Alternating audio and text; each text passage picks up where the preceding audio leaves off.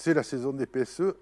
Beaucoup d'accords ont été donnés, les choses se sont mises en place. Et avec Julien, rebonjour Julien, Bonjour. Julien Vessière de Syndex, on va voir comment la commission de suivi va vérifier que ce qui a été mis dans l'accord corresponde bien à ceux qui restent. Parce que pas tous vont partir, certains vont rester.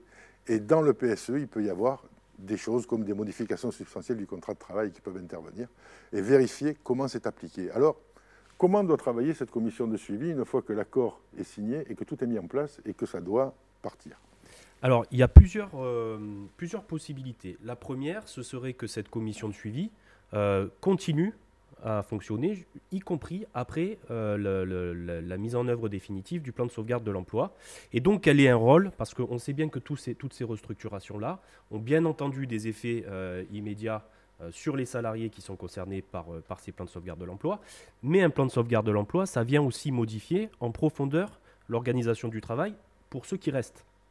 Et donc, on peut imaginer une commission de suivi qui soit chargée, y compris, d'intégrer ces éléments-là d'ordre organisationnel, notamment la gestion des risques psychosociaux qui pourraient être issus de ces différentes organisations. En tout cas, d'avoir une vigilance sur les risques psychosociaux et la charge de travail au sein de cette commission.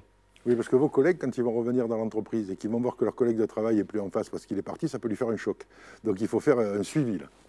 Exactement. Ça lui fait un choc humain qu'on comprend toutes et tous, mais ça peut aussi modifier de manière conséquente sa charge de travail, son organisation habituelle du travail, c'est-à-dire une modification de son collectif de travail, sa hiérarchie n'est plus forcément celle qu'il connaissait, voire même le lieu d'exercice de l'emploi peut avoir évolué. Donc on voit bien qu'il y a un ensemble de modifications qui peuvent avoir des effets négatifs sur la santé des salariés. Et donc, cette commission de suivi-là doit avoir aussi un œil sur ce champ-là. La difficulté, c'est que dans les PSE qu'on peut voir, il y a une durée à cette commission de suivi qui est jusqu'à la mise en œuvre définitive du plan de sauvegarde de l'emploi. Et ensuite, cette commission de suivi prend fin. Et donc là, se pose une nouvelle question. Comment est-ce que les salariés et comment est-ce qu'on suit l'évolution de certains indicateurs sur la santé des salariés une fois, en fait, la réorganisation effective? Sonnette d'alarme pour ceux qui vont être sur le point de négocier un PSE. Veillez à ce que que la commission de suivi ne prenne pas fin au moment de la mise en œuvre, mais que ça prenne fin 12 ou 18 mois après. Parce que la remise en place, ça va durer 12 ou 18 mois. Surtout avec ce qu'on vient de passer, il n'est pas évident du tout qu'on n'ait pas un deuxième PSE qui arrive. Et dans ce cas-là, la commission de suivi du premier, elle pourrait bien veiller sur la mise en place du second. Et ne tombez pas dans le piège, la commission de suivi. Alors, est-ce qu'on peut y adjoindre à cette commission de suivi un psychologue du travail?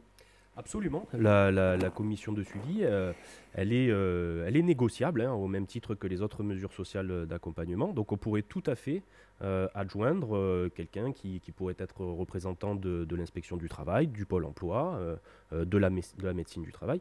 Il n'y a aucune difficulté particulière. On pourrait même imaginer que ces différents tiers extérieurs se succèdent au fur et à mesure de la vie de la commission. Alors, sur WebScran, on essaie de ramener les choses aux réalités. Très difficile d'avoir un inspecteur du travail.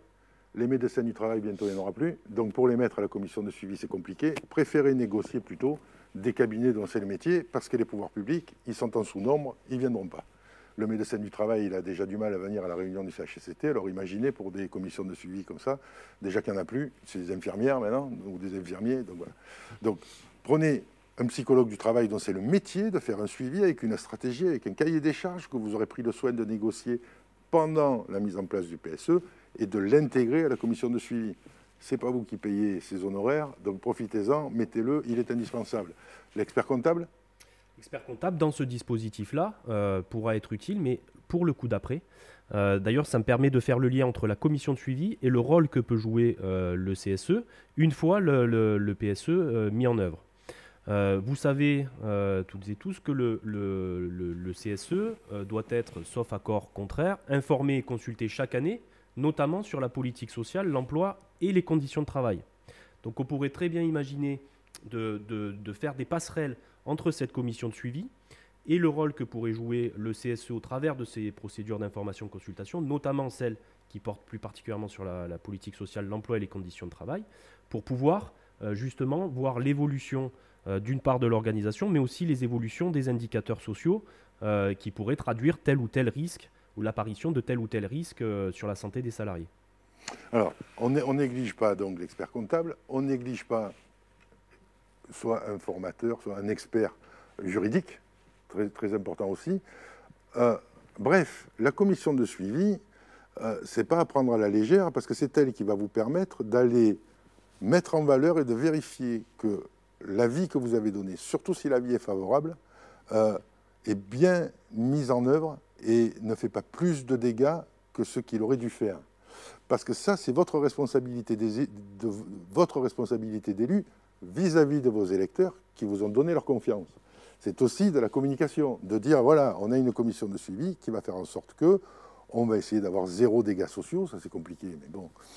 Mais surtout que tous ces acteurs-là échangent et que la commission soit le plus complète possible pour qu'elle soit le plus efficace. Exactement. C'est une question d'efficacité. Vous, Sendex, vous êtes dans combien de commissions de suivi aujourd'hui, par exemple? Alors, nous, on accompagne plutôt les équipes dans le cadre de la négociation du plan de sauvegarde de l'emploi.